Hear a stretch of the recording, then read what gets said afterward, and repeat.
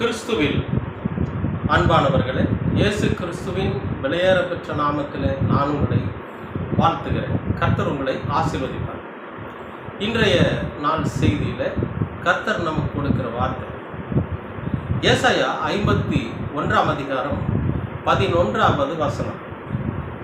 அப்படியே கர்த்தரால் மீட்கப்பட்டவர்கள் ஆனந்த களிப்புடன் பாடி சீயோனுக்கு திரும்புவார்கள். கர்த்தரால் மீட்கப்பட்டவர்கள் ஆனந்த களிப்புடன் பாடி சீயோனுக்கு திரும்புவார்கள். நித்திய மகிழ்ச்சி அவர்கள் தலையின் மேல் இருக்கும். சந்தோஷமும் மகிழ்ச்சியும் அடைவார்கள். சஞ்சலமும் தவிப்பும் ஓடிப்போம். அன்பானவர்களே, இன்னொரு அருமையான ஒரு வாக்குத்தத்தமான வார்த்தை பாருங்க. நம்ம எல்லாருடைய வாழ்க்கையும் குறித்து இப்படி ஒரு வசனத்தை இந்த ஏசாயா தீர்க்கதரிசி எழுதியிருக்கிறார். என்ன? கர்த்தரால் மீட்கப்பட்டவர்கள் ஆனந்த களிப்புடன் பாடி சீயோனுக்கு திரும்புவார்கள். கர்த்தரால் மீட்கப்பட்டவர்கள் அப்படின்னா ஆண்டவராகிய இயேசு கிறிஸ்துவின் பரிசுத்த இரத்தத்தினாலே மீட்கப்பட்டவர்கள் நாம் எல்லாரும். இப்போ நமக்கு இயேசு கிறிஸ்துவினுடைய இரத்தம் நம்முடைய பாவங்களை எல்லாம் கழுவி, நம்முடைய அக்கிரமங்களையும் மீறுதல்களை எல்லாம் கழுவி, நம்மை பரிசுத்தப்படுத்தி ஒரு பாவச் சேற்றிலிருந்து நம்மை தூக்கி எடுத்து பிசாசின் பிடியிலிருந்து நம்மை மீட்டெடுத்த ஒரு அற்புதமான இரத்தம் இயேசு கிறிஸ்துவின் தான். பிசாசுனுடைய பிடியிலிருந்து, பிசாசுனுடைய சிறையிலிருந்துன்னு கூட சொல்லணும், அதிலிருந்து நம்மை மீட்டெடுத்த ஒரு பரிசுத்தமான இரத்தம். யாருடைய இரத்தம்?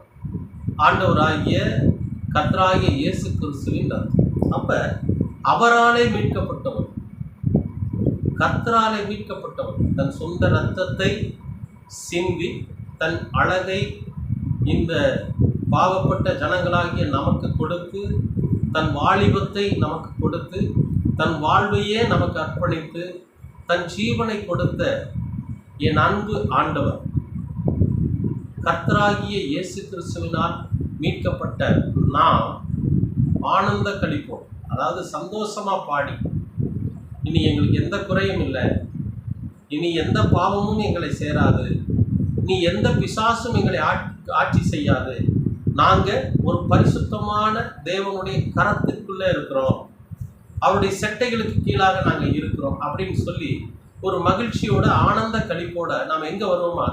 சீயோனுக்கு வருவோம். சீயோன்னு சொன்னால் என்னன்னு கேட்டிங்கன்னா, கர்த்தருடைய பர்வதம், கர்த்தருடைய ஆலயம், கர்த்தரை நாம் தரிசிக்கக்கூடிய ஒரு இடம், கர்த்தரோடு நாம் பேசக்கூடிய ஒரு இடம், அதுதான் சீயோன். சீயோன்னா அமைதியான இடம், சீயோன்னா ஆசீர்வதிக்கப்பட்ட இடம், சீயோன்னா அபிஷேகம் பண்ணப்பட்ட இடம். இது எதுன்னு கேட்டீங்கன்னா கர்த்தருடைய ஆலயம். அப்ப ஆனந்த களிப்போடு பாடி நாம எங்க போவோமா? கர்த்தரோட ஆலயத்துக்கு போவோம். அது மட்டும் இல்லை, சொல்றாரு பாருங்க, நம்ம ஏற்கனவே பிசாசனோட பிடியில போய் சிக்கியிருக்கிறோம். இப்ப அங்கிருந்து திரும்பினா திருந்தி அப்படின்னு கூட வச்சுக்கலாம். மனசு மாறி, மனம் மாறுதல் அடைந்து, இனிமே நமக்கு இது தவறான ஒரு வழி, இது தவறான இடம்னு சொல்லி உணர்ந்து நாம் நம்மை நாமே முழுமையாக மாற்றிக்கொண்டு திரும்பி அந்த இடத்திலிருந்து மறுபடியும் ஒரு பரிசுத்தமான இடத்தை தேடி வருகிற பார்த்தீங்களா? அதுதான் ஆனந்த களிப்போடு சந்தோஷத்தோடு பாடி சீயோன் கர்த்தருடைய ஆலயத்துக்கு வருகிற, கர்த்தருடைய சமூகத்துக்கு வருகிற ஒரு நிலை. அதைத்தான் இங்கே சொல்றாரு. கர்த்தரால் மீட்கப்பட்டவர்கள், சொந்த இரத்தத்தினாலே மீட்கப்பட்டவர்கள் திரும்பி சீயோனுக்கு வருவாங்க. அப்படி வர்றவங்களுக்கு என்ன சொல்றாரு? அவர்கள் தலையின் மேல், அவர்கள் தலையின் மேல் நித்திய மகிழ்ச்சி இருக்கும்.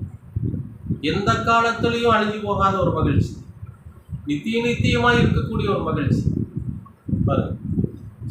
சோகமே இருக்காதா, சோர்வே இருக்காது, வேதனை இருக்காது, துக்கம் இருக்காது, துன்பம் இருக்காது, துயரம் இருக்காது, மகிழ்ச்சி மட்டுமே இருக்கு. கவலை இருக்காது. கவலைக்கு எதிர்பார்த்த மகிழ்ச்சி இல்லையா? ஏன் ரொம்ப கவலையா இருக்கிறீங்க கேட்குறாங்கல்ல. ரொம்ப மகிழ்ச்சியா இருக்கிறீங்க கேட்குறாங்கல்ல. அப்ப நித்திய மகிழ்ச்சின்னு சொல்றேன். எந்த காலத்திலும் குறையாத, எந்த காலத்திலும் அழிந்து போகாத, எந்த காலத்திலும் எடுத்துக்கொள்ளப்படாத ஒரு மகிழ்ச்சி நம்ம தலைமையில இருக்குமா? அது மட்டும் இல்ல, சந்தோஷமும் மகிழ்ச்சியும் அடைவார்கள். சந்தோஷமும் மகிழ்ச்சியும் அடைவார்கள். சந்தோஷமா இருப்பாங்க. சந்தோஷமும் மகிழ்ச்சியும் அடைவார்கள். அதுக்கு அடுத்து சொல்ற பாருங்க, சஞ்சலமும் தவிப்பும் அவரை விட்டு ஓடி. சஞ்சலம், மன சஞ்சலம், அப்படியே ஒரே சஞ்சலப்பட்டு போயிட்டாங்க, வேதனைப்பட்டு போயிட்டாங்கன்னு சொல்றாங்க. அந்த வேதனை தான் சஞ்சலம்னு சொல்றாங்க. இப்போ இந்த வேதனையும் தவிப்புனா ஐயோ நமக்கு கிடைக்கலையே, நமக்கு கிடைச்சா பரவாயில்லையே அப்படின்னு ஒரு தவிப்பு இருக்கு பார்த்தீங்களா? எனக்கு ஒரு நல்ல வாழ்க்கை கிடைச்சா பரவாயில்லையே, எனக்கு ஒரு நல்ல வேலை கிடைச்சா பரவாயில்லையே, எனக்கு ஒரு நல்ல வீடு கிடைச்சா பரவாயில்லையே, எனக்கு ஒரு நல்ல துணை கிடைச்சா பரவாயில்லைன்னு தவிக்கிறாங்க இல்லையா? இந்த தவிப்பு அவர்களை விட்டு ஓடிப்போம். என்ன ஒரு அற்புதமா! கர்த்தருடைய ரத்தத்தினால மீட்கப்பட்டு இருக்கிற உங்களுக்கும் எனக்கும் தலையின் மேல நித்திய மகிழ்ச்சி இருக்குமா? அது இல்லாம மகிழ்ச்சியும் சந்தோஷமும் எப்பொழுதும் இருக்குமா? அது மட்டும் இல்லை, சஞ்சலமும் தவிப்பும் நம்மை விட்டு ஓடிடும். அதாவது வேதனையும் ஏக்கமும் நம்மை விட்டு ஓடிடும். அன்பானவர்கள், இவ்வளவு அற்புதமான ஒரு காரியம். அவர் ரத்தத்தை சுத்தி மீட்டது எதுக்காக? சஞ்சலத்திலும் தவிப்பிலும் நம்ம அவதிப்படக்கூடாதுங்கிறதுக்காக, நித்தியமா நம்ம தலைமையில மகிழ்ச்சி இருக்குனுங்கிறதுக்காக. கண்டிப்பா நம்முடைய வாழ்க்கையில நித்திய மகிழ்ச்சியும் சந்தோஷமும் நிறைந்தது. தவிப்பும் வேதனையும் துக்கமும் கஷ்டமும் நம்மை விட்டு ஓடிப்போம். நிச்சயமாகவே விசுவாசிங்க, கர்த்தர் இப்படிப்பட்ட காரியத்தை உங்களுடைய வாழ்க்கையிலும் என்னுடைய வாழ்க்கையிலும் செய்ய காத்திருக்கிறார். நாம் கர்த்தருக்கு இடம் கொடுப்போம். நிச்சயமாகவே இப்படி ஒரு ஆசீர்வாதத்தை நாம் சுதந்திரித்துக் கொள்வோம். கர்த்தர் உங்களை ஆசீர்வதிக்கிறார். அன்பின் பரலோக பிதாவே, அருமையான நல்ல இந்த அனுதின உணவிற்காக நன்றி. இந்த நாளை நீர் ஆசீர்வதித்துக் கொடுத்த கிருபைக்காக கர்த்தாவே, சஞ்சலமும் தவிப்பும் எங்களை விட்டு ஓடும்படியாக நீர் செய்யும். நித்திய மகிழ்ச்சி எங்கள் தலையின் மீது இருக்கட்டும் ஆண்டவர். மகிழ்ச்சியும் சந்தோஷமும் எப்பொழுதும் எங்கள் குடும்பத்தில் நிறைந்திருக்கும்படியாக கர்த்தர் நீர் செய்கிறார். அது மட்டுமல்ல ஆண்டவரே, நாங்கள் உம்மை தேடி ஆனந்த கழிப்போடு அந்த பரிசுத்த சீயோனுக்குள்ளே, பரிசுத்த ஆலயத்துக்குள்ளே நாங்கள் பிரவேசிக்க நீர் எங்களுக்கு கிருபை பாராட்டு. எங்களுடைய இன்னல்கள், வேதனைகள், துக்கங்கள், கஷ்டங்கள் எல்லாவற்றையும் எடுத்துக்கொண்டு உம்முடைய சமாதானமும் உம்முடைய சந்தோஷமும் உம்முடைய மகிழ்ச்சியும் இங்கே நிறைந்திருக்க செய்கிறார். எங்களுடைய தவிப்பையும் சஞ்சலத்தையும் எடுத்து போடுவான். எங்களுக்கு புதிய ஒரு வாழ்க்கையை, புதிய ஒரு சமாதானத்தை, புதியதான ஒரு சந்தோஷத்தை, மகிழ்ச்சியை நீர் கட்டளையிட வேண்டுமாய் செபிக்கிறோம். தொடர்ந்து ஒரு கிருபையும் அன்பும் எங்களோடு கூட இருக்கட்டும். ஆசீர்வதி. இயேசு கிறிஸ்துவின் வழியாக கேட்கிறோம் நல்ல பிதா. ஆமென், ஆமென், ஆமென்.